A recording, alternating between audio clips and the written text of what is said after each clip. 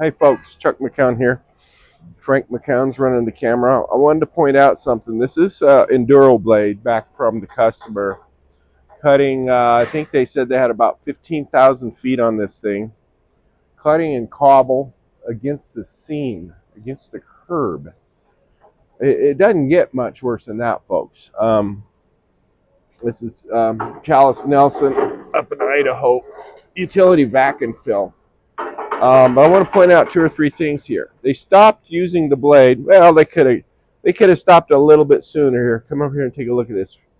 There's a little bit of a groove starting to form right here, and you don't see any of the evidence of hard facing. So they probably should have stopped a little bit earlier than this. But you know, this is 15,000 feet of bad cobble against the seam. You know, it's not much worse than that. These Enduro teeth are really holding up well. What better than or equal to, I think, our cobble cutters, our cobble busters. This is kind of a crossover between our super fast cutting normal blade that is designed for basically road base and just solid rock and concrete, which is the cobble buster.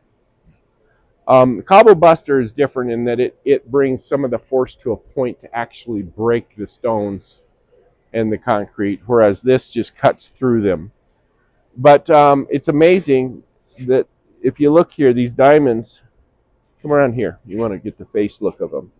These diamonds here, they're all still there. That tooth is good to go for another maybe 15,000 feet. Now, this is evidence of rocks. When diamonds get broke off in places other than the tip, that's the curb doing that. That's the cobble further down.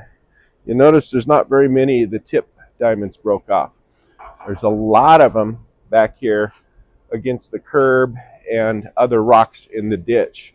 So this is an interesting wear pattern, but these guys know what they're doing. Let's see. I think they brought in 3 blades. Oh, these things so heavy.